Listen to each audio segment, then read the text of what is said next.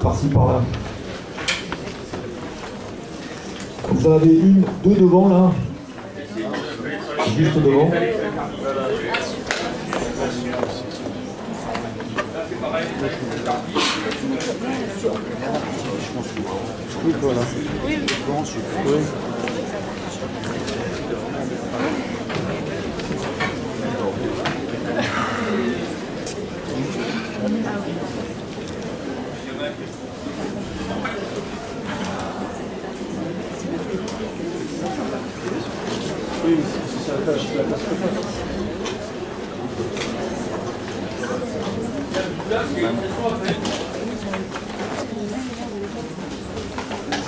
Ça vous va la lumière?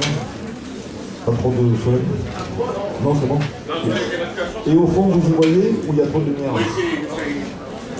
Ouais. C'est bon, je vais laisser. Ok, bonjour à toutes, bonjour à tous. Si vous êtes là, normalement, vous devez avoir compris qu'on va vous parler de la classe prépa PUP, qui est la classe prépa intégrée à Polytech, au réseau Polytech. Nous allons faire une présentation à deux voix. Denis Bouillet et moi-même, Yann Monnery, sommes les responsables de ce parcours PUP à Polytech Montpellier. Donc on va vous faire une présentation en deux temps. D'abord vous expliquer ce que c'est que le PUP, et notamment en le replaçant dans le contexte d'un cycle ingénieur pour obtenir un diplôme d'ingénieur plus tard au sein du réseau Polytech. Et ensuite, très concrètement, on vous dira comment se passe la saisie dans Parcoursup et l'organisation du concours associé qui s'appelle le concours GEPI. Je laisse la parole à Denis. Merci Yann. Donc on démarre. Bienvenue à toutes et à tous. On est content de vous faire cette présentation. On voit que l'amphi est plein. On est vraiment heureux. En espérant qu'on retrouve une partie d'entre vous, je parle évidemment pour les plus jeunes, l'an prochain dans cet amphi début septembre. Alors on va vous faire d'abord la présentation du PUP, parcours des écoles d'ingénieurs Polytech, qui est un parcours en 2 ans pour préparer au cycle ingénieur. Voilà, pour préparer au cycle ingénieur dans le réseau. Alors, avant tout, qu'est-ce que c'est que Polytech? Polytech, c'est une école d'ingénieurs universitaire et publique. Donc ça, ce sont 3 mots importants. C'est une école d'ingénieurs universitaire au sens où c'est une composante de l'université de Montpellier, et c'est une école publique. Donc ça, c'est important. Et elle délivre des diplômes d'ingénieurs qui sont habilités par la CTI, la commission d'éthique de l'ingénieur. Voilà, donc voilà ce que c'est que Polytech. Et Polytech, c'est avant tout un réseau. Donc c'est pas une école. Vous êtes ici à Polytech Montpellier, mais Polytech, c'est avant tout un réseau d'écoles d'ingénieurs. Vous avez ici 15 écoles Polytech en France. Donc vous avez ici le maillage national, avec les 15 écoles qui sont représentées. Et dans ces 15 écoles, vous vous êtes formés au métier d'ingénieur dans quasiment tous les domaines scientifiques de formation possibles. Donc ici, 12 grands domaines de formation, plus de 90 spécialités qui sont offertes dans le réseau Polytech, dans les 15 écoles, avec, je ne vais pas toutes les passer de façon exhaustive, mais vous avez du génie biomédical, du génie civil, énergétique, génie des procédés, mathématiques, mécanique, système électrique. Vous avez tous les domaines scientifiques possibles en cycle ingénieur qui sont proposés par le réseau. Et je précise bien, j'insiste bien, par le réseau Polytech. Alors, en chiffres, qu'est-ce que c'est que le réseau Polytech? C'est aujourd'hui presque 70 000 ingénieurs en activité. Quand on sait l'importance qu'a le réseau au niveau du marché du travail, on se rend compte de la force du réseau Polytech aujourd'hui. Et on considère qu'à peu près un ingénieur sur 10 en activité en France est issu du réseau Polytech. Voilà. Et le réseau Polytech, pour vous donner encore quelques chiffres, c'est à peu près 3000 ingénieurs qui sont diplômés par an. Et je parle bien du réseau à ce niveau-là. Alors le réseau Polytech, pour être ingénieur Polytech, il faut intégrer le cycle ingénieur. Le cycle ingénieur, c'est 3 ans. À partir de Bac+2, on fait donc première année, deuxième année, troisième année un cycle ingénieur dans l'une des 90 spécialités du réseau. Et pour entrer dans ce cycle ingénieur, soit on fait le parcours des écoles d'ingénieurs Polytech, c'est ce qu'on va vous présenter aujourd'hui, mais on peut aussi y rentrer sur dossier, quand on a fait une CPGE, une classe préparatoire grandes écoles, quand on a fait un DUT, il faut être bien classé quand même, quand on a fait une EL2, il faut être très bien classé. On peut sur dossier aussi intégrer un cycle ingénieur. Mais je vous donnerai les chiffres tout à l'heure. La voie principale pour rentrer en cycle ingénieur aujourd'hui à Polytech, c'est le PUP, le parcours des écoles d'ingénieurs Polytech. Alors, il y a 15 écoles Polytech en France et il y a 15 PEUP. C'est-à-dire que chaque école Polytech en France propose un parcours des écoles d'ingénieurs Polytech. Alors par contre, il y a plusieurs parcours. Il y a ce qu'on appelle le parcours A, qui est un parcours vraiment généraliste, à spectre scientifique très très large, où une fois qu'on a fait ce parcours PEUP-A, on peut postuler dans n'importe quelle spécialité du réseau. N'importe laquelle, quasiment. On y reviendra, mais quasiment n'importe laquelle. Il faut retenir ça. Et si vous regardez un petit peu le tableau qui est là, le tableau qui vous dit qu'il y a 1824 places ouvertes au concours pour cette année pour le PEUP, donc vous avez vu que les plus grosses cohortes concernent ce PEUP-A à dominante généraliste. Et vous avez certaines écoles aussi qui proposent ce qu'on appelle le PEUP-B, PEUP bio. Donc là, vraiment, c'est beaucoup plus resserré vers la biologie. Et donc là, vous avez quelques écoles qui proposent un PEUP bio, dont Montpellier. Donc Montpellier propose le PEUP-A, un parcours généraliste, et le PEUP-B à dominante bio. Et vous voyez bien, il n'y a que quelques écoles qui le proposent. Alors pour intégrer le PEUP, il faut passer le concours GEPI, on y reviendra. Et ici, j'ai juste fait un tout petit copier-coller de la première page du concours GEPI, juste pour vous montrer qu'en fait, même nous, quand on va chercher des informations, on va aller chercher les informations actualisées sur les sites internet, et je vous conseille, je vous engage à le faire. Alors, on a regardé le réseau. Si on zoome un petit peu sur Polytech Montpellier, ici vous êtes à Polytech Montpellier, dans l'amphipéta 20 de Polytech. Je vous ai dit qu'il y avait à peu près 90 spécialités, même plus de 90 spécialités dans le réseau. Polytech Montpellier offre 9 spécialités. Alors 6 spécialités sous statut étudiant, plus 3 spécialités sous statut apprenti. Alors les 6 spécialités, elles sont là, hein. Génie biologique et agroalimentaire, informatique et gestion, matériaux, microélectronique et automatique, mécanique et interaction, sciences et technologies de l'eau. Alors ça, ce sont les 6 spécialités sous statut étudiant que propose Polytech Montpellier. Si vous voulez avoir plus d'infos sur ces spécialités, même sur les autres d'ailleurs, vous montez d'un étage ici et toutes les spécialités sont représentées. Et vous avez aussi 3 spécialités sous statut apprenti, c'est-à-dire par apprentissage, mécanique et structure industrielle qui se trouvent d'ailleurs délocalisées à Nîmes, système embarqué et eau et génie civil. Alors dans ces spécialités-là, on rentre sur dossier, même quand on est en PEUP, parce qu'il faut, pour intégrer ces spécialités-là, il faut arriver avec son entreprise, être accompagné par une entreprise, et parce que c'est de l'apprentissage. Les étudiants passent la moitié du temps dans l'entreprise, la moitié du temps à l'école. Alors, si on continue sur les chiffres, quelques chiffres très rapides. Polytech Montpellier, c'est 300 diplômés par an, à peu près. C'est 1350 élèves ingénieurs ici dans l'école. C'est une centaine d'enseignants-chercheurs. Alors, vous avez ici devant vous 2 enseignants-chercheurs, donc Yann Noël et moi-même. Ça veut dire que notre métier, c'est moitié de l'enseignement. La moitié du temps, on est devant des étudiants. Et l'autre moitié du temps, on est dans notre laboratoire à faire notre recherche. Alors ça, c'est important parce qu'on est ici à Polytech Montpellier sur une école d'ingénieurs universitaires publics qui est fortement adossée à des laboratoires de recherche. Une quinzaine de laboratoires de recherche qui sont associés à Polytech Montpellier. Aussi une forte présence à l'international avec beaucoup de partenaires internationaux dans une centaine, dans 26 pays. Donc un fort ancrage aussi international avec des étudiants qui sont amenés à au moins une fois dans leur cursus sur les 5 années à partir à l'étranger. Donc vous êtes ici sur le campus Triolet. Vous êtes ici au bâtiment 31. Bravo pour avoir trouvé, déjà, première chose. Vous êtes sur le campus Triolet. Ce campus Triolet accueille 3 composantes de l'Université de Montpellier.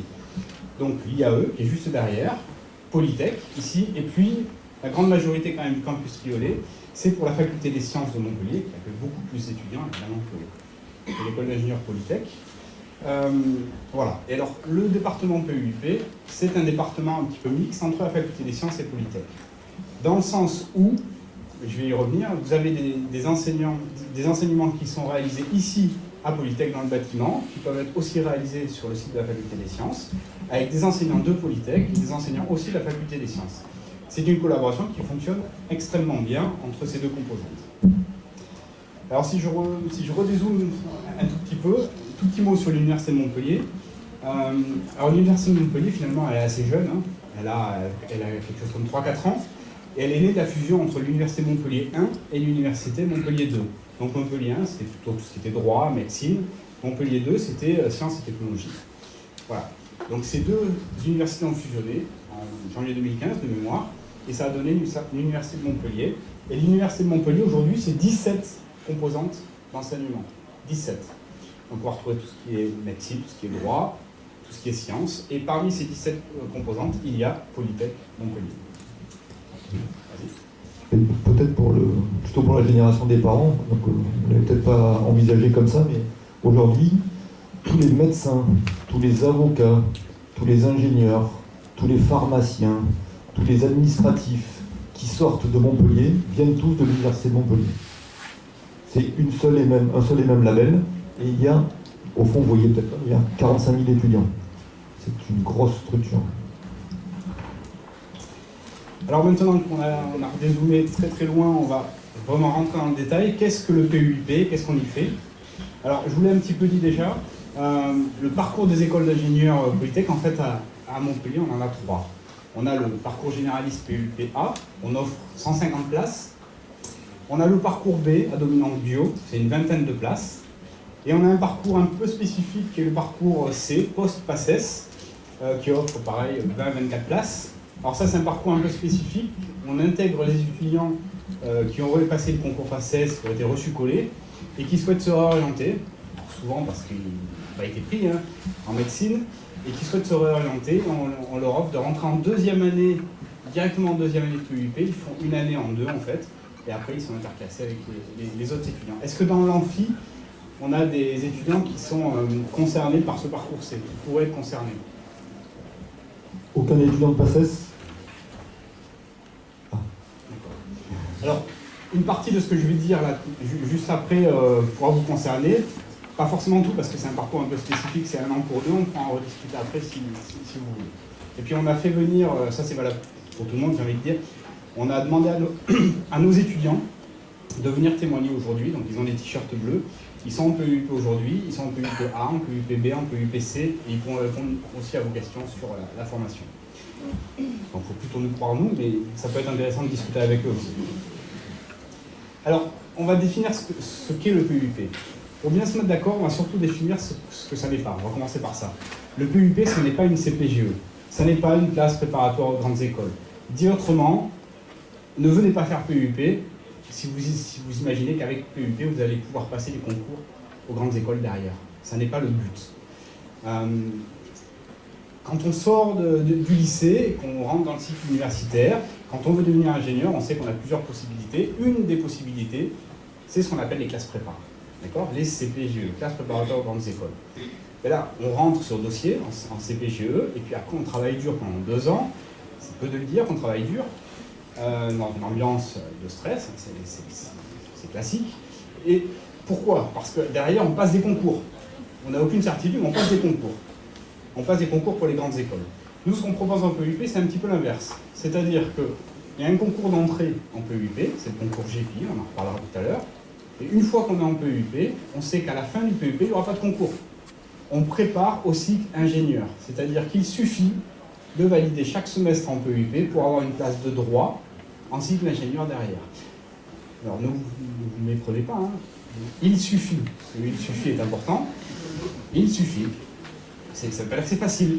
Mais en tout cas, il y a moins de stress dans le sens où il n'y a pas de concours à la fin du PUP. Il n'y a pas de concours. Si on réussit les 4 semestres en PUP, on a une place de droit qui est réservée dans le réseau. Alors quelle place? Quelle spécialité? Par exemple, je fais PUP ici à Montpellier. Quelle spécialité je vais choisir? Ben ça dépend de 2 choses. Dans quelle spécialité je vais aller? Ça dépend de 2 choses. D'abord de mon choix, de ce que je veux faire. Et là, typiquement, en ce moment, les PUP 2, ils sont en plein dans cette réflexion. Et très bientôt, on va avoir une réunion avec eux, typiquement sur l'orientation. Et donc, on va leur présenter les différentes spécialités, on va leur expliquer comment ça se passe, la phase d'orientation. Donc, c'est avant tout un choix personnel. J'ai fait mes 2 années de préparation et je vais réfléchir quelle spécialité, voilà, dans laquelle je veux aller. Et évidemment, le second point, c'est qu'il y a un interclassement entre tous les PUP en France. Et que mieux on est classé, plus on a de chance d'avoir la spécialité de son choix. D'accord? Mais même si on est dernier classé, et qu'on a validé le PUP, on a une place réservée en cycle d'ingénieur. Alors peut-être pas seul, on aurait voulu absolument si on est dernier classé. Ça c'est normal, c'est logique. On a de toute façon une place. Pour mettre des chiffres là-dessus, parce qu'en général on a une question assez rapide sur les chiffres, Sachez qu'il y a plus de 80-85% des étudiants qui ont leur premier ou second choix. Donc tout le monde souffle, on relaxe un peu. Et quand même, quand on rentre en PUIP, si on travaille correctement, on sait qu'on a 80-85% de chances d'avoir son premier ou son deuxième choix. Donc on a quand même de bonnes chances d'aller dans la spécialité que l'on souhaite. Le tout, c'est le il suffit de valider chaque semestre. Alors, au niveau de l'organisation des études en PUIP, les étudiants ici sont inscrits administrativement à Polytech Montpellier. La gestion administrative se fait aussi ici à Polytech Montpellier, c'est-à-dire qu'il y a une équipe pédagogique qui s'occupe d'eux. Donc là, vous voyez deux têtes de cette équipe pédagogique, Anne-Marie et moi-même, mais il y a 8-10 personnes dans l'équipe pédagogique qui s'occupent de ces étudiants. Et il y a aussi un secrétariat qui est vraiment spécifique pour le département PUIP, donc ils sont vraiment suivis. Même si c'est en collaboration avec la faculté des sciences, il faut bien avoir en tête que ces étudiants sont suivis administrativement et pédagogiquement à Polytech, ici. Et on les suit. On les marque à la culotte, on va dire. Alors, je l'ai dit, les enseignements sont dispensés par des enseignants de Polytech et de la faculté des sciences. Ça peut avoir lieu ici, ça peut avoir lieu sur le campus. Un point important qu'il faut avoir en tête et qu'on va pondérer, c'est qu'il n'y a pas de redoublement autorisé. Alors, ça peut paraître un petit peu dur, même en CPG, on a le droit de redoubler. Il n'y a pas de redoublement autorisé, sauf cas exceptionnel. Par exemple, un étudiant a eu des difficultés d'ordre social ou d'ordre médical, ça peut arriver, et dans ces cas-là, si c'est justifié, on peut accorder un redoublement, dans ce cas. Mais sinon, il n'y a pas de redoublement. Alors ça peut paraître difficile, mais encore une fois, c'est pondéré par le fait qu'il y a une place de droit dans le réseau, si on valide. Et même si on valide à 10, ça veut dire que c'est facile, mais si on valide à 10, on a une place de droit qui est réservée. Deuxième chose, nos étudiants vont avoir du contrôle continu, ils vont avoir une première session d'examen, c'est-à-dire qu'en janvier, ils passent une première session d'examen et on compose. Et si ces étudiants se sont plantés, ça peut arriver pour n'importe quelle raison. D'abord, ça peut arriver parce qu'on est malade, ça peut arriver parce que le sujet ne nous a pas plu. Mais il y a une seconde session d'examen qui va effacer les résultats de la première si la seconde session est meilleure que la première. Bon, mais ça, c'est à chaque semestre. Résultat, ça veut dire quoi? Ça veut dire que si on travaille correctement, il n'y a pas de raison de ne pas valider. Ça ne veut pas dire que 100% valide, mais ça veut dire que quand même il y a des garde-fous. Et c'est ce qui explique aussi qu'il n'y a pas de possibilité de redoublement.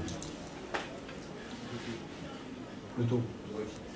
Ah, le taux de réussite. Avant que vous posiez la question. Elle a été posée. Un taux d'échec qui avoisine, ça dépend des années, mais aux alentours de 20%. 20% par an. Alors, 20% par an, un petit mot là-dessus. Même si on en reparlera tout à l'heure. Ici, on n'est pas en médecine, je tiens à préciser, c'est-à-dire qu'il n'y a pas de numerus clausus. Quand on dit qu'on a un taux d'échec de l'ordre de 20%, peut-être moins, en général 15% en deuxième année, parce que c'est plutôt en première année que c'est difficile, on ne souhaite pas 15%, 20% d'échec. Nous, ce qu'on souhaite, c'est 100% de réussite. Et on va aider nos étudiants pour aller vers le 100% de réussite. Nous, on ne souhaite pas ce quota, on le subit. Mais ça peut s'expliquer. 15-20% d'échecs, c'est quoi? C'est des étudiants finalement qui n'étaient pas faits pour ces études-là, ça peut arriver, on a le droit de se tromper. Des étudiants pour qui ça va un peu trop vite, ça peut arriver aussi. Des étudiants qui finalement ne veulent pas faire ingénieur, ça arrive et ils vont se réorienter. Il y a aussi, on doit le dire, des étudiants qui se réveillent un peu tard. C'est-à-dire que c'était trop facile pour eux jusqu'ici et ils n'ont pas compris que la marche était haute et puis ils se réveillent trop tard et en se réveillant trop tard, ils ne valident pas. Ça peut arriver. Donc 20% d'échecs en première année, 15% en seconde année à peu près. Pour vous donner une idée de la difficulté de la marche qu'il y a à franchir, alors je m'adresse aussi bien aux parents d'une part qu'aux jeunes d'autre part. Les jeunes, tous les ans, les enseignants ils me disent cette année ça va être super dur, et puis c'est jamais dur. Bon, alors que là, le niveau du bac n'a pas beaucoup augmenté lors des 20 dernières années. Par contre, le niveau d'un ingénieur a beaucoup augmenté. Le niveau technologique des objets que l'on voit circuler aujourd'hui est très élevé. Un smartphone, c'est beaucoup plus compliqué qu'un ordinateur des années 80 ou des années 90. Okay, les avions atteignent des technologies phénoménales. Donc, vous avez très peu de temps pour passer de la compétence de l'étudiant de terminale au niveau ingénieur. Si on regarde les 5 années qui vous permettent d'arriver au niveau ingénieur, vous avez 2 années de classe préparatoire Et sur les 3 années du cycle ingénieur, en général, il y a à peu près 12 mois de stage. Donc ça, ce ne sont pas des mois d'apprentissage, ce sont des mois de mise en pratique. Donc au final, il vous reste 4 ans pour apprendre tout ce que vous devez savoir pour être ingénieur. Les jeunes, imaginez le niveau de compétence que vous avez il y a 4 ans, vous étiez en 3e, et imaginez que vous rajoutez tout ce que vous avez appris entre la 3e et la terminale. Est-ce que ça suffit pour faire ingénieur? Ça ne suffit pas, il en faut beaucoup plus que ça. Donc la marche à franchir est infiniment plus dure que ce que vous avez connu jusqu'à maintenant. Donc nous, on est là pour vous prévenir, vous motiver, et ne pas vous laisser vous reposer sur vos lauriers. On en redira un mot quand on parlera des dispositifs que l'on met en place pour vous aider à réussir cette année. Alors, je vous l'ai dit un petit peu tout à l'heure, pour entrer en cycle ingénieur, on peut venir d'une CPGE, on peut venir d'un DUT, on peut venir d'une EL2. La moitié des étudiants aujourd'hui qui intègrent le cycle ingénieur ont fait le parcours des écoles d'ingénieurs Polytech, la moitié. La grosse différence, évidemment, entre ce qui est à droite et le PEUP, c'est qu'à droite, on rentre sur dossier. Alors vous pouvez aller discuter avec les spécialités, ici qui sont à l'étage. On rentre sur dossier, c'est-à-dire que nous, chaque année, enseignants, on va regarder des dossiers et juger si oui ou non on accueille ce dossier en spécialité. Mais ce n'est pas du tout le cas avec le PEUP. Je répète ce que j'ai dit. C'est de droit. C'est-à-dire que si on a validé, il n'y a pas de dossier, il n'y a rien, on est intégré en cycle ingénieur. Voilà. Et après, ça dépend de l'interclassement, mais on est intégré. Dernière chose par rapport à ça, statistiquement, on se rend compte que les étudiants qui ont fait le PEUP sont quand même très bien formés et réussissent plutôt mieux en cycle ingénieur que les autres étudiants. Voilà. Surtout quand ils ont fait le PEUP en Montpellier. Moi, je dis ça, je dis rien. Moi, je le dis aussi. Alors, je vous l'ai un petit peu dit, quand on a fait le PEUPA, on a accès à toutes les spécialités du réseau, toutes. Et j'insiste là-dessus, dans le sens où si vous venez faire PEUP à Montpellier, d'abord, vous n'aurez aucune priorité pour faire une spécialité à Montpellier, d'accord? Mais vous n'aurez, dans le même temps, aucune contrainte pour aller faire une spécialité ailleurs. C'est le principe du réseau. Vous faites PEUP partout en France, vous pouvez postuler sur une spécialité partout en France. Et il n'y a pas de corrélation entre la localisation de votre PEUP et la localisation de la spécialité en cycle ingénieur. Donc ça, c'est important. Quand on a fait le PEUP, on peut faire toutes les spécialités. Toutes, quand on dit ça, on dit sauf deux. Sauf deux qui sont génie biologique à Nice et génie biologique à Marseille. Alors ça se comprend. Génie biologique, c'est vraiment axé sur la bio. Bon, ben là, quand on a fait le PEUP, on n'a pas fait de bio, on n'y va pas. Donc c'est très logique. Mais toutes les autres sont ouvertes au PEUPA. Quand on a choisi, et parce qu'on adorait la bio, et pas parce qu'on n'aimait pas les maths, parce qu'on adorait la bio, quand on a choisi de faire un PEUP bio, on l'a choisi en conscience. En conscience, ça veut dire, je choisis PEUP bio parce que vraiment, je m'oriente vers un métier qui touche à la bio. Voilà. Et donc forcément, on a moins de spécialités ouvertes. C'est logique. Il y a 14 spécialités qui sont ouvertes au PEUP bio. Mais parce que le contingent est aussi beaucoup moins important. Donc vous avez ici, mais vous les retrouverez sur les sites internet, vous avez aussi ici les différentes spécialités qui sont ouvertes pour les PEUP bio. Est-ce que dans la salle, on a des étudiants qui souhaitent aller vers le PEUP bio? Ouais, pas mal quand même. Alors un petit mot pour vous. Un petit mot pour vous. Donc un garçon. Un petit mot pour vous. Vous allez venir en PEUP bio, on vous le souhaite, on souhaite vous retrouver l'an prochain dans cet amphi. Et très souvent, les deux spécialités qui attirent beaucoup, quand même, il faut le dire, c'est génie biologique à Nice, génie biologique à Marseille. Parce que c'est le génie biologique, on est venu là pour ça quand même. Voilà, c'est vraiment les deux spécialités qui attirent principalement. Qu'est-ce que ça veut dire? Ça veut dire que le boulet d'étranglement est important. Si c'est très demandé, ça veut dire que c'est très sélectif. Donc, j'attire votre attention sur ce fait. Ne venez pas en bio uniquement pour ces deux spécialités. Venez en bio parce que plus tard, vous voulez faire un métier associé à la bio, ça c'est clair. Mais ne venez pas en bio uniquement pour ces deux spécialités. Il y en a plein d'autres qui sont intéressantes. Voilà. Je préfère le dire maintenant, plutôt que d'avoir des étudiants frustrés un petit peu plus tard. Alors, ça ne veut pas dire qu'on n'aurait pas de place en bio. Ça veut simplement dire que c'est très sélectif. Ce que je vous propose, c'est qu'on prenne toutes les questions à la fin et on répondra à tout. Pas de problème. À toutes vos questions. Alors j'avance un petit peu. L'organisation des études en PUP. Alors au lycée, c'est plutôt annualisé. En cycle universitaire, c'est semestrialisé. Et c'est semestrialisé, donc on fonctionne par semestre et on fonctionne avec le principe du LMD. C'est la loi d'uniformisation européenne. Alors, à chaque fois, je me fais avoir. Hop, c'est bon. Le principe du LMD, c'est quoi? C'est quand on rentre, par exemple, à l'université, à la faculté des sciences, on fait une EL1, une EL2, une EL3, et en L3, on a un diplôme de licence. Voilà. Et puis on peut continuer 2 ans, master 1, master 2, on a un diplôme de master, et puis on peut continuer en doctorat. Comment est-ce que nous, on se situe par rapport à ça? On a 2 années ici, préparatoires, donc correspond à L1 et L2, et puis après on rentre en cycle d'ingénieur pour 3 ans. Et on peut aussi continuer en doctorat, c'est possible aussi. Il n'y a pas de souci de ce côté-là. Donc voilà comment on se situe. Donc le PUP, c'est 2 années sur les 3 années de la licence. Pour valider un PUP, il faut valider 120 ECTS. Les ECTS sont des crédits. European Credit Transfer System, c'est un système donc, européen qui fait qu'à chaque semestre, même à chaque UE, en fait, à chaque unité d'enseignement que l'on valide, on va capitaliser des ECTS, des crédits. Et ces crédits-là, en fait, on les a à vie. C'est-à-dire qu'on peut très bien, après, se dire, bah, au bout d'un an, moi, ça ne me plaît pas, je veux aller étudier ailleurs. Bah, de toute façon, ces crédits sont capitalisés. Alors, c'est pas ce qu'on prône. Hein. Nous, on prône le fait que vous restiez chez nous et que vous continuez en cycle ingénieur. Mais c'est le principe de l'uniformisation européenne. Le semestre est organisé en unités d'enseignement et chaque unité d'enseignement donne des ECTS. Évidemment, plus une unité d'enseignement est importante, plus le nombre de CTS associés est important. Exemple, L1, S1, donc le premier semestre l'an prochain pour vous, on espère, les plus jeunes d'entre vous. En mathématiques, si vous validez l'UE, vous aurez 10 ECTS. En chimie, vous aurez 5 ECTS. Voilà. C'est comme ça que ça se passe par semestre.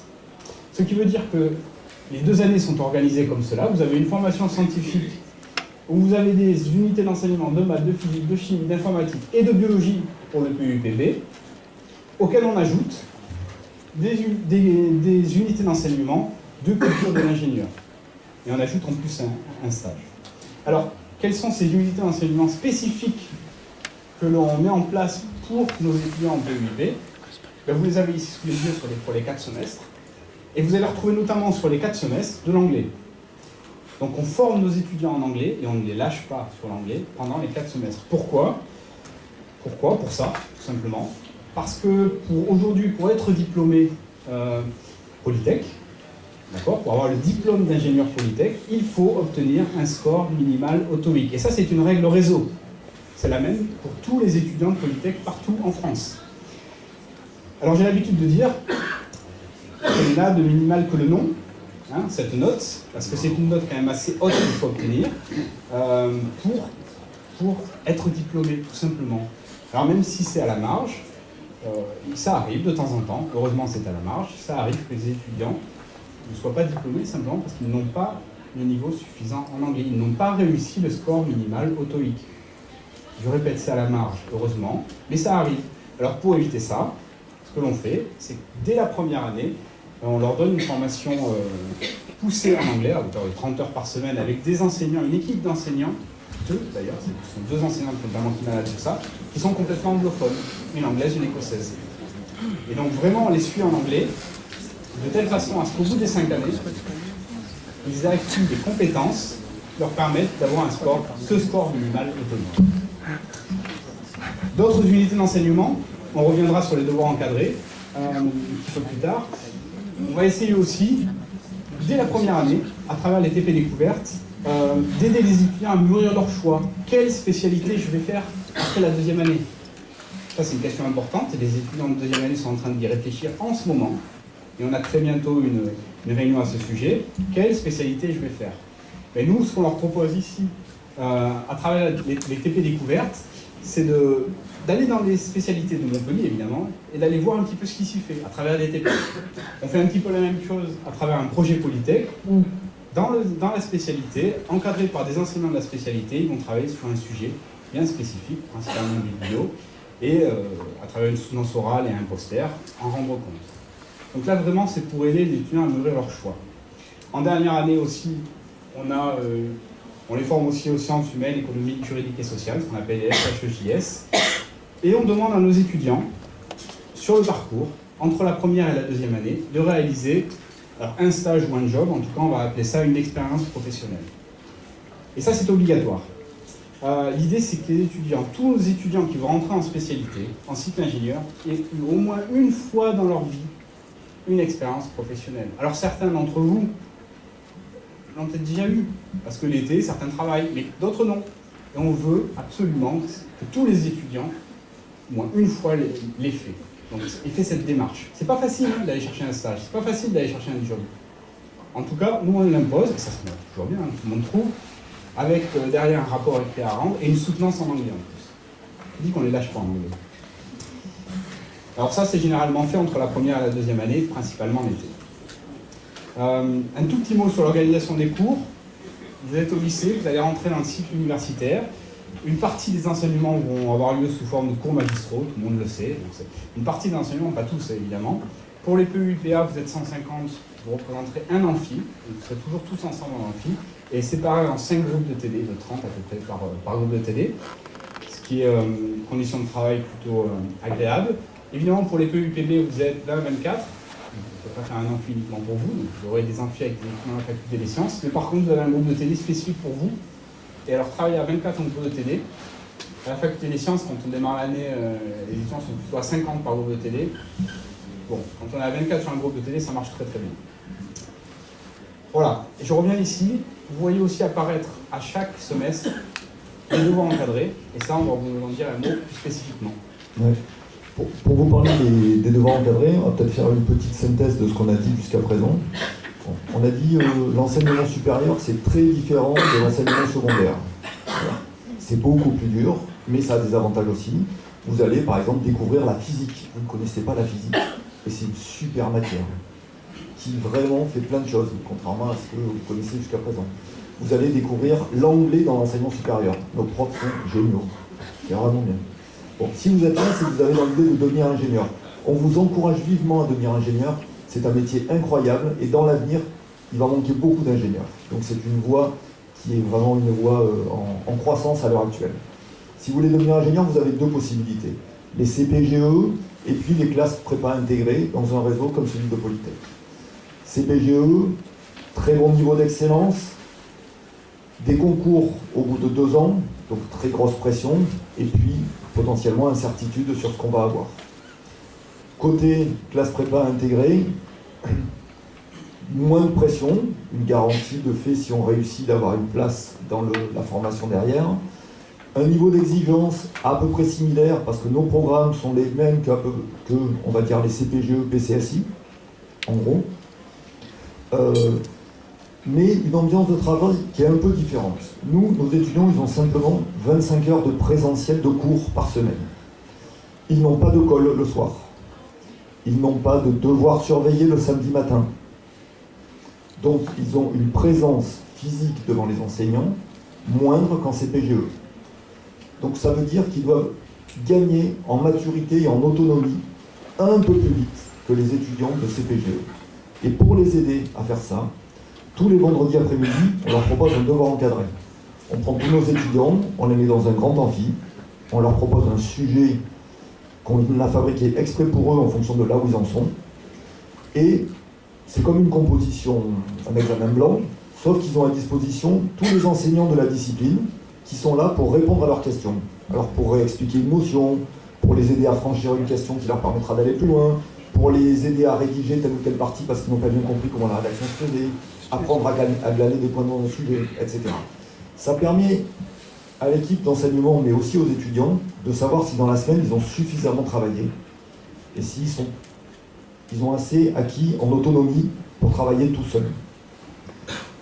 Tous les vendredis après-midi, il y a soit maths, soit physique, soit chimie, et on recommence.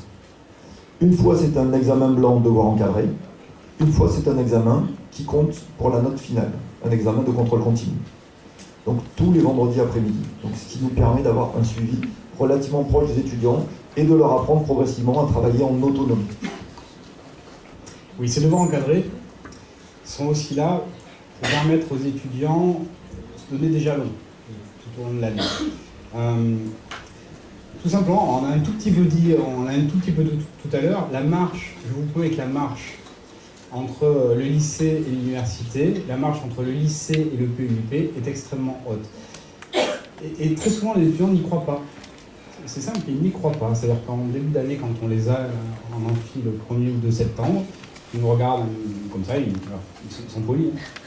Ils nous écoutent religieusement, mais on sent bien qu'ils n'y croient pas. Et puis en plus, à la première semaine dans le cycle universitaire, quand on a passé le cap, en général, on fait beaucoup la fête, c'est comme ça, c'est le principe, c'est le début de la liberté. Bon, ces devoirs encadrés, ils sont là pour leur rappeler qu'il y a un niveau minimal d'exigence qu'on en attend d'eux, et que ce niveau est haut. Et alors, il faut bien avoir en tête qu'on a devant nous quasiment que des très très bons étudiants. Alors là, je parle des stats. C'est statistique. C'est pas un critère, c'est juste statistique. Au 1er ou 2 septembre, devant nous, on aura 170-180 étudiants. Et sur ces 180 étudiants, PUP A et B confondus, on aura à peu près 80% de mentions bien ou très bien. 80% de mentions bien ou très bien. Ça veut dire que ce sont tous de très bons étudiants. Et qui en plus de ça, et c'est presque pire, tous des très bons étudiants sans avoir eu à faire grand-chose, j'ai envie de dire. Pour qui c'était facile. Il y a des facilités, on parle toujours des facilités. Mais honnêtement, les facilités, ça marche bien jusqu'au lycée, c'est terminé après. Et on a intérêt à s'en rendre compte assez vite, sinon on peut se retrouver avec sa mention très bien, et avec un premier semestre qui est complètement raté, si on n'a pas pris le pli, et si on n'a pas compris qu'il fallait se mettre à travailler très vite. Les devoirs encadrés, ils sont là pour ça. Et ils commencent dès la 3 ou 4e semaine. On dit aux étudiants, regardez, voilà ce qu'on attend de vous. Pour l'instant, c'est formatif. Ce n'est pas encore certificatif, c'est formatif. Regardez où vous en êtes, auto-évaluez-vous, et après on en discute. Et quelqu'un qui, au premier devoir encadré, prend moins que 5, parce que c'est possible, il se rend bien compte qu'il y a une marche à franchir, et que cette marche, il n'a pas encore complètement franchi. Bon, c'est pas grave, c'est le premier devoir formatif. Il faut qu'il travaille jusqu'au prochain certificatif. Mais ces devoirs encadrés seront là, pour nous, pour vous aider dans cette démarche. Et il faut bien prendre en considération que la marche est haute. À part les parents, qui réussit bien sans travailler parmi vous? Personne n'osera. Si, il y en a quelques-uns, tu vois. C'est bien, c'est bien. On a quasiment terminé cette présentation, en tout cas cette première partie de présentation. Cette diapo pour vous dire qu'il peut y avoir des aménagements dans la formation possibles pour les sportifs de haut niveau, pour les artistes de haut niveau. Est-ce que ça peut concerner certains d'entre vous? Bon, très souvent à ce moment-là on dit il n'y a personne qui parle, mais à la fin on a des questions spécifiques. Peut-être. En tout cas, ce que je veux faire passer ici comme message, c'est qu'en PUP, on peut avoir des aménagements, alors ça peut être light, c'est-à-dire qu'on s'arrange avec le groupe de TD pour permettre aux étudiants d'assister aux entraînements. Ça peut être plus lourd quand les contraintes sont plus fortes, ça peut être organiser le PUP en 3 ans au lieu de 2. Voilà, il y a des choses qui sont faisables. Bon, j'en ai quasiment terminé ici. Si vous avez encore des questions, si vous avez des questions d'ailleurs, il y a plusieurs possibilités. Vous nous les posez à la fin de cet exposé. Vous allez sur le site internet de Polytech Montpellier et on a rédigé une foire aux questions. Donc on a essayé de répondre à la majorité des questions. Et puis vous pouvez aussi aller discuter avec les étudiants en PUP qui ont leur t-shirt bleu, qui sont en ce moment en PUP et qui sont en formation. Il y a des PUP 1, des PUP 2, des A, des bio, des PACES. Et ils pourront répondre à vos questions si vous le souhaitez. Et on va enchaîner avec Yann qui va vous présenter de façon très concrète comment il faut s'y prendre sur Parcoursup pour candidater. Ok, qui a dans l'idée de candidater au concours GEPI? Bon, ok, vous êtes concerné. Donc, de manière très concrète, mais je vais le faire aussi de manière très légère, cette plaquette-là et le site internet associé sont vraiment très bien faits. Et tout ce que je vais vous dire, c'est contenu là-dedans. Ok, donc pas d'angoisse si vous ne captez pas. Je vais vous donner l'essentiel du message et les grandes dates. Donc, c'est un concours commun que partagent ensemble 34 écoles.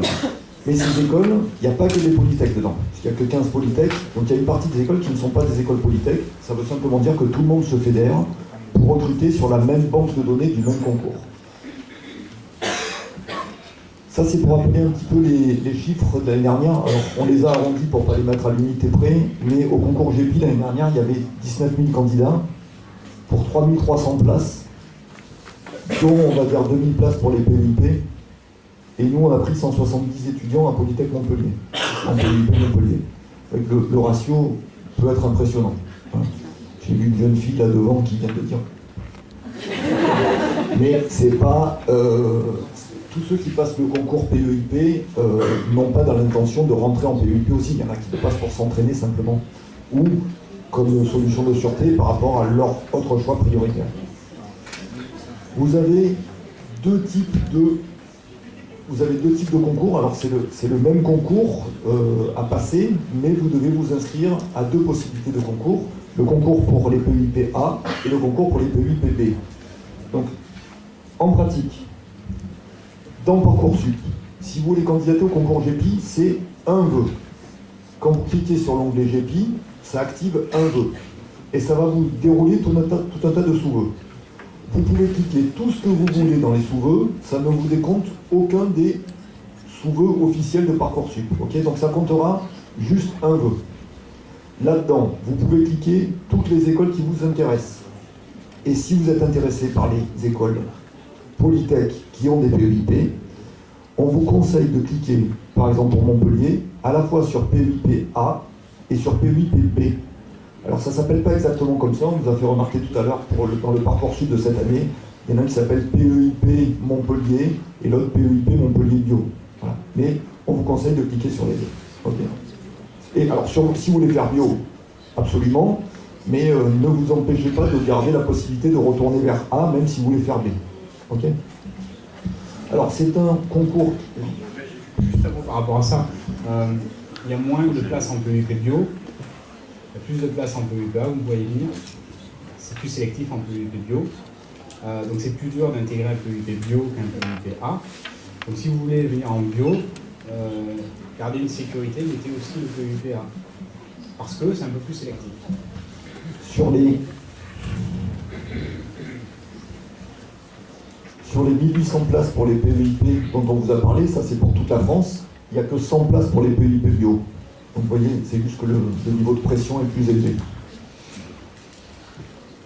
Alors, le concours est payant, 60 €, gratuit pour les boursiers.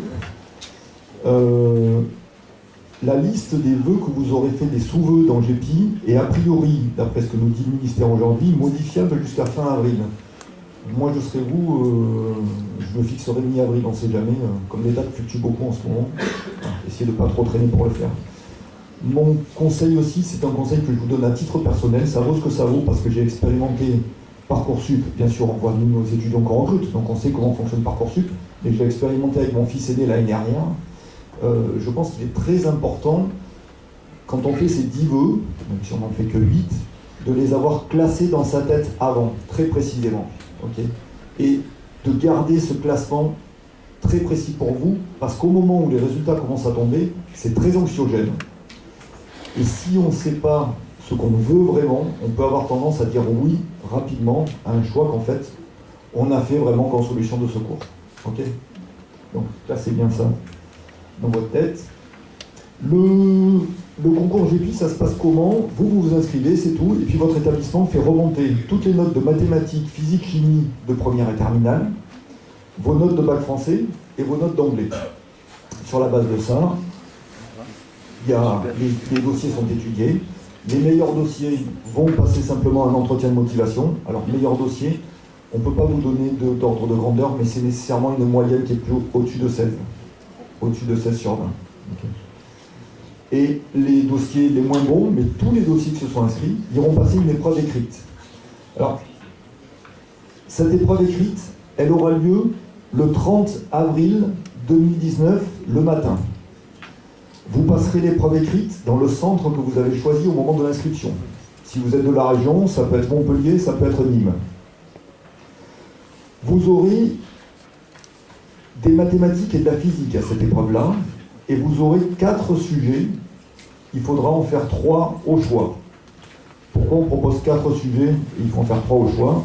C'est si jamais vos enseignants n'ont pas fait le programme dans le même ordre les uns que les autres. Comme ça, tout le monde a les mêmes chances. Okay. Et le point qui est écrit en rouge en bas, c'est que si vous allez à l'écrit, votre note de dossier comptera très peu. Ce qui veut dire qu'un bon écrit peut rattraper un mauvais dossier. Moi je l'ai dit tout à l'heure comme ça, j'ai envie de le dire de manière simple.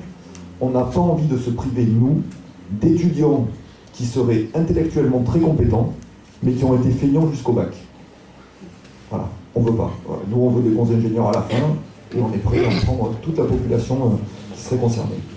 Pour ceux qui iront directement à l'entretien de motivation, ce sera entre le 17 et le 26 avril, vous serez convoqués. L'entretien de motivation consiste simplement à savoir si l'étudiant a un parcours qui est en adéquation avec ce que proposait Polytech.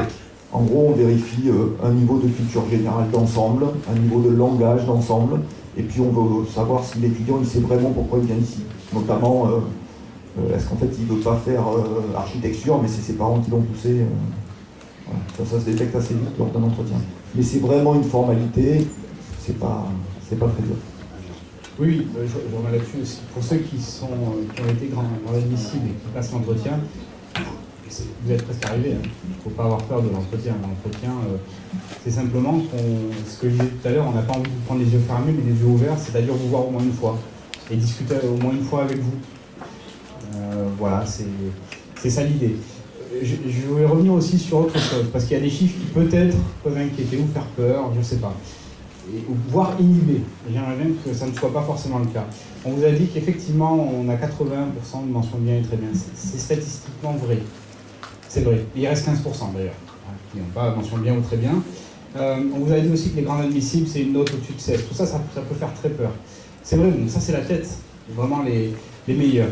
Mais vous pouvez avoir 11 de moyenne aujourd'hui, 10 de moyenne en terminale, et aller passer le concours. Et si vous vous donnez les moyens de réussir, c'est-à-dire aller sur Internet, récupérer les annales, faire toutes les annales, les faire une fois, deux fois, trois fois, les yeux fermés, savoir parfaitement les faire, vous pouvez réussir le concours, aucun problème, vous serez en face de nous l'an prochain. D'ailleurs, ne soyez pas inhibés par ce qu'on vous a dit au niveau du niveau, il faut y aller, il faut essayer. Il faut essayer, c'est le principe. Quand on s'inscrit, on passe de toute façon le concours écrit. Et le concours écrit, c'est un concours. C'est-à-dire que tout le monde est au même niveau, a la même chance. Il y a ceux qui auront bien bossé, ceux qui auront moins bien bossé. Bon, ceux qui auront bien bossé réussiront mieux. Voilà. Et comme disait Yann tout à l'heure, il y a des étudiants qui se réveillent tard, juste au moment du bac, pour le bac, pour l'examen terminal. C'est un petit peu la même chose ici. Si pour l'instant vous aviez été assez moyen, mais que tout d'un coup vous prenez conscience et la lumière apparaît, allez sur le site du concours, faites des annales, et puis passez le concours, il y a des chances que vous l'ayez. Et nous, c'est ce qu'on souhaite. Ok, on vous a mentionné le calendrier, mais tout ça vraiment, je vois des gens qui prennent des photos, ne soyez pas anxieux, vous l'avez sur le site et vous l'avez sur la plaquette. Ce qu'on veut simplement vous dire, c'est que les résultats du concours GEPI sur Parcoursup seront donnés mi-mai. Donc ce sera peut-être une source de motivation supplémentaire pour aller passer le bac avec entrain. Okay. Donc on va répondre à vos questions si vous en avez. Oui, mademoiselle. Vous avez parlé de la validation en anglais TOEIC. Du TOEIC. Oui. Et sauf que nous, en terminale, on compte en B1, B2, est-ce que vous pouvez donner une équivalence pour qu'on fasse? Oui, alors peut-être, je vais dire probablement une bêtise, mais il me semble que c'est l'équivalent de C2. Mais en fait, le TOEIC, c'est un examen à lui-même. Ouais, non, mais c'est peut-être pas ça. Alors, non, retenez pas, c'est peut-être une bêtise.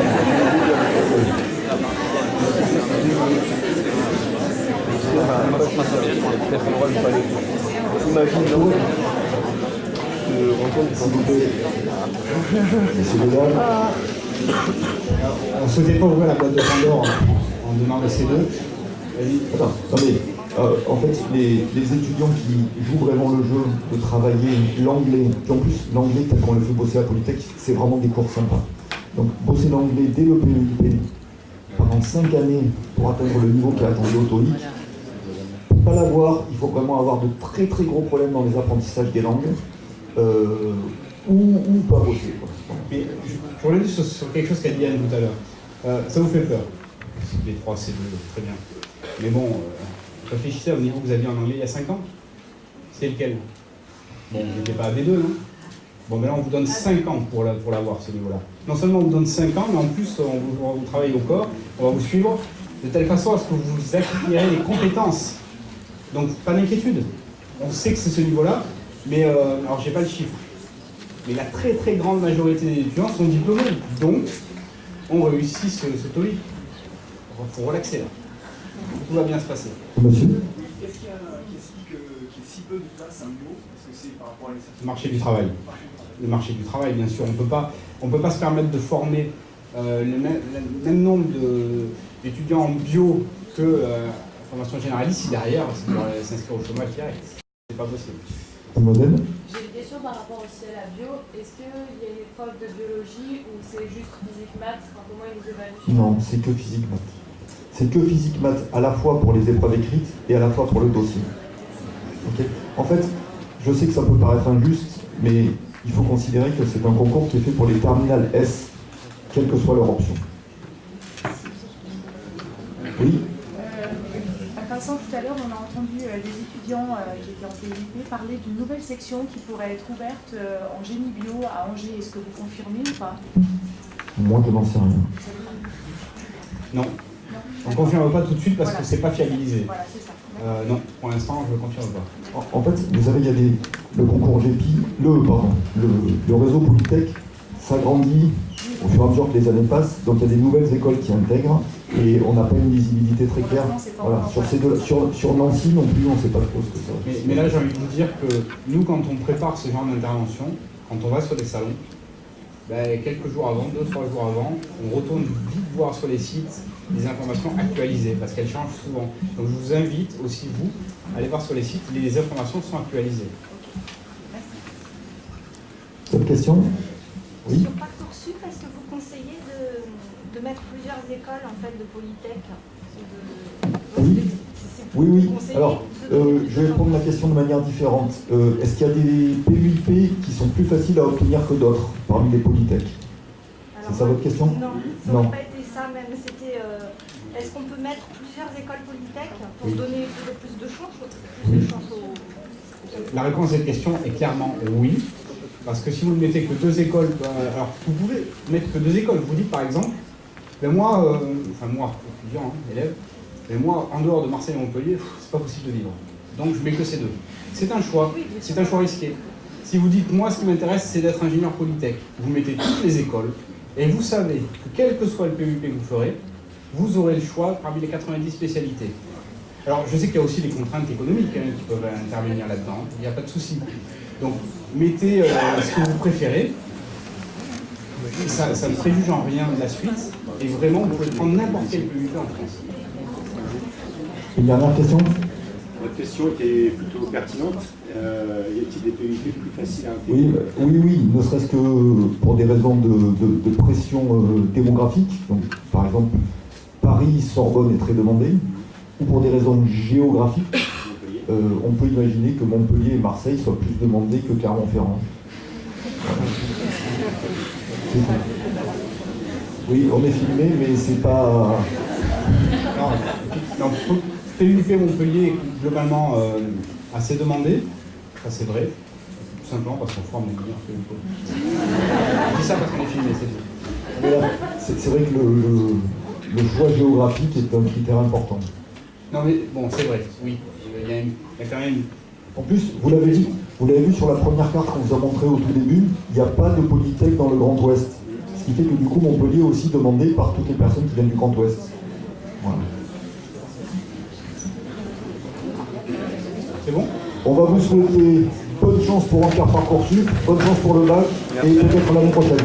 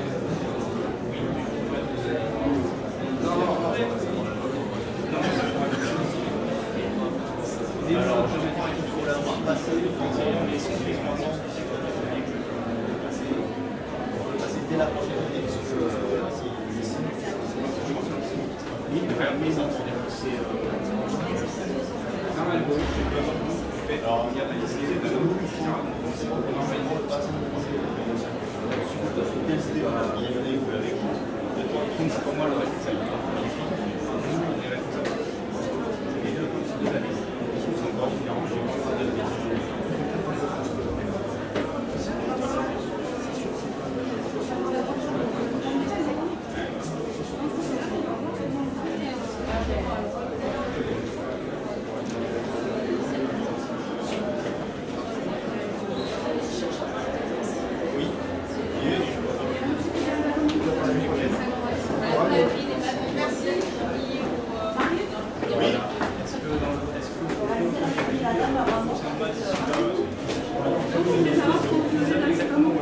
Alors, dans cette endroit en présence, je dirais que matériel intégré, voilà, et à mon avis, on passe par la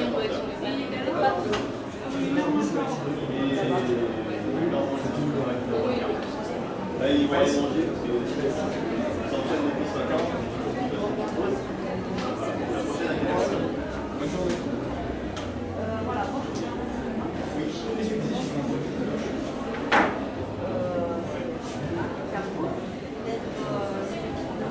Oui.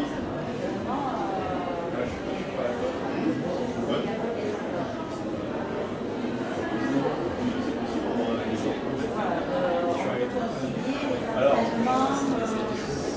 déjà, généralement,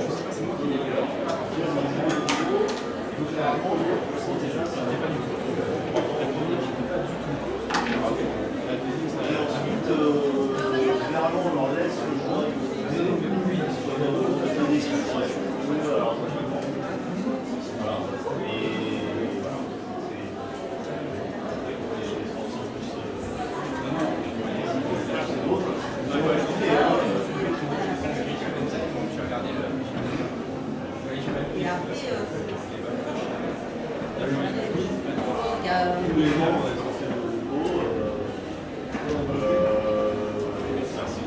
Relativement bien passé. Souvent, ces dernières années, il y a eu des échecs. En tout cas, c'était un résultat qui était tout le temps marqué 6. Et un skieur qui était quasiment jamais là. Après, voilà. Je suis arrivé avec j'ai eu un sac quand je suis arrivé je peux pas. Mais je oubliais qu'en fait j'ai appelé mon téléphone un truc dans un sac que j'avais pris 4 jours. 4 fois la dame.